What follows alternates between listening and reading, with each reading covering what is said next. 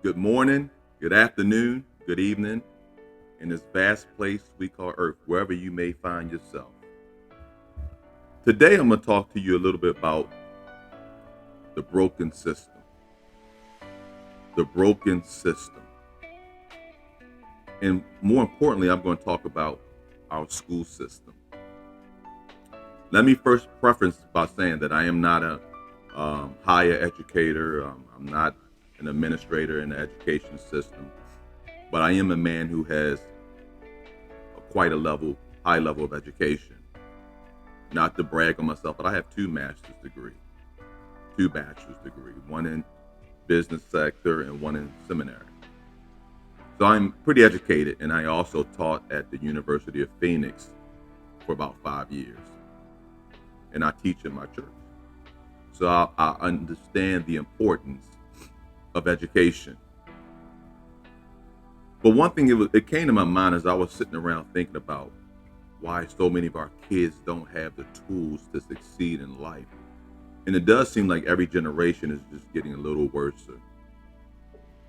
And I realized that we need to revamp some things in our school system. Our kids are not given the tools to succeed in this thing called life. Yeah, they're not given the tools to succeed in life. I think about when I first went to college, and I went to college to play football. So when I was in high school, I put most of my time and talent into being a good football player, which gave me an opportunity for higher education. And I remember my first week in class, and I would go to class, and I realized quickly that no one made me go to class.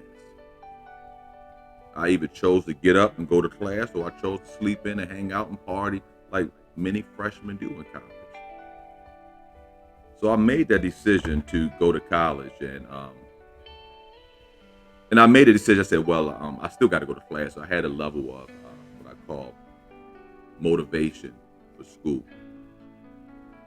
And I remember I would go to class, I would miss class, I would go to class because my mom was not there to wake me up and make me go to school. And the teachers didn't care if you walked into a college classroom or not. Either you came or you didn't. And I remember I was taking a class called um, business law, business law. And I recall that as I was taking business law, I walked in class one day and the teacher like, all right, clear your desk, take out your pencil. And I looked at the young lady beside me and I was like, what's going on? She said, oh, we got a test. And I remember getting the syllabus, and there were only 3 tests for that year. You know, college is very different from high school. They don't give you classwork, homework. They just give you roughly 3 assignments, whether it's tests, reports, or whatever, and you have to do well in each assignment to do well in that class. And I was like, whoa, test? We got a test today? So I'm shocked. And the paper comes out.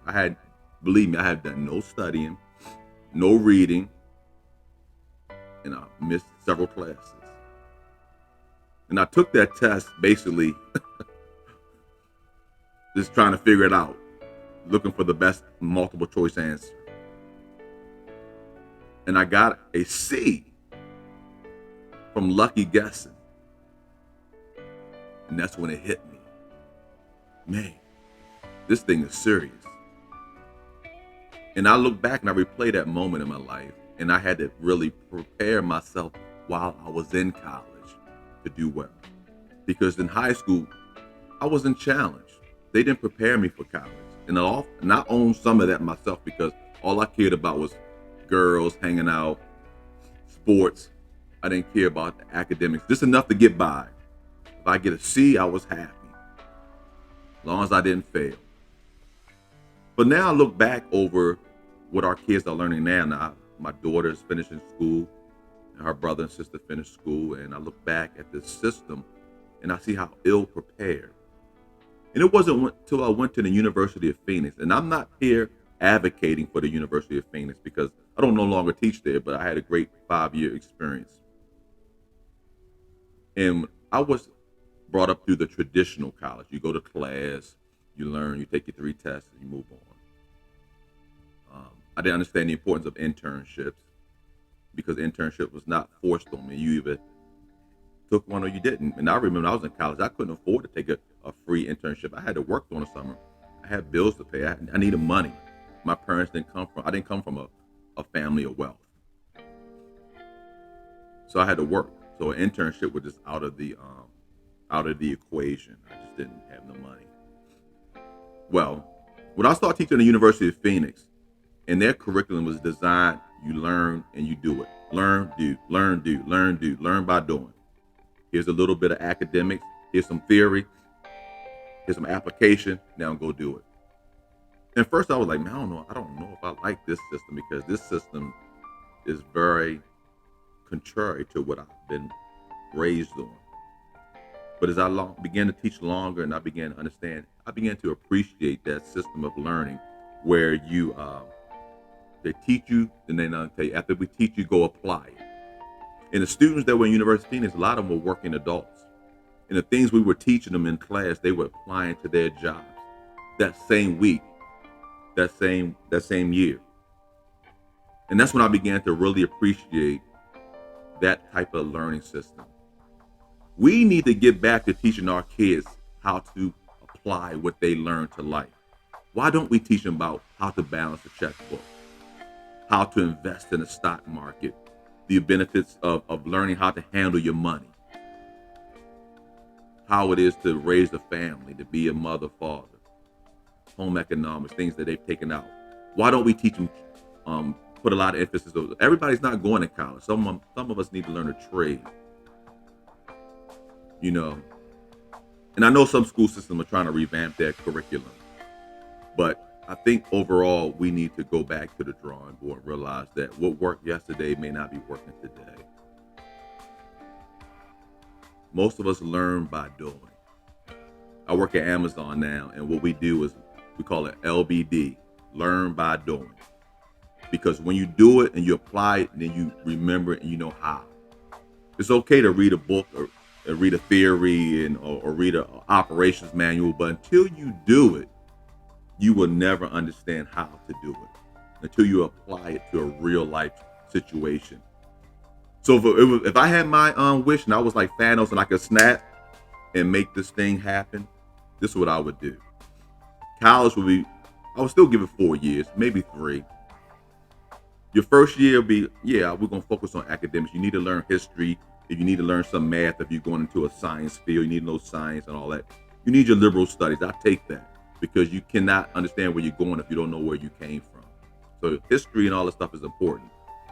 But the second or maybe third year, you will get credits by working out in that field. Every college student should be assigned a job and pay them. And it's their job to report back what they learned. And this is how they get their grade. And their employer will have a instrumental in their grading. And maybe the 4th year, they just strictly work and report back and report back. Because right now, college is the business. Let's be real. College debt has eclipsed credit card debt. It's $1 trillion business now. Trillions of dollars of debt that many students are going into, getting degrees that don't pay well. And now they have thousands and thousands of dollars of debt. But that's a subject for another day. But if we gave them the skill set and hey, your first year you do some academics, take 12 credits or 15 or 18 the first semester, 12, 15, 18 the third. But once you get into that second 2.5 years in, 2 years in, 2.5 years in, now it's time to make internships real. You have to do an internship and it should be paid. And that's how you will get your college education. But colleges don't want to do that because they want your money. And many people are walking away. So I'll tell my daughter this. I'm in Maryland. Maryland has a law where you can go to community college after your first year of high school, within 1 year after graduating from high school, for free. And I told my daughter, hey, that's what we need to do, baby. Unless you get a scholarship, I want you going somewhere for free. It will help my pockets also. But also will give her no debt. Then she could transfer into that 4-year school and take 2 more years. And now she walks away with the AA and the BA. Yeah, that's what most institutions should do. But we know this thing is built around money. I'm no fool. But again, we need to prepare our kids. We need to teach them things that's relevant to life. How can you come out of college or high school and don't know how to balance a checkbook, or how to save money, how to invest money, what's the benefits of purchasing a house versus not? What's the benefits of the things we do every day in life? How do you learn these skill sets? Particularly if you're a student who never came or was never taught from a family, because many of us have dysfunctional families. Many of us have broken families, and no one's really teaching them how to be an adult. So that's just me rambling on the day, but this came across my mind about this broken system, and systems built upon debt, and a system built upon not giving you the tools to succeed in life. And I'm taking from my experience. It was that business law class that I had my rude awakening, realizing no one's going to give you anything. No one's going to make you do anything. You have to do it yourself. And I had enough self motivation to say, hey, let me take this thing serious. So I hope this message helped you. If it did, I will ask you that you like, subscribe, and share this channel as I continue to produce more videos that's going to be a life inspiration to you. So until next time, God bless. Take care.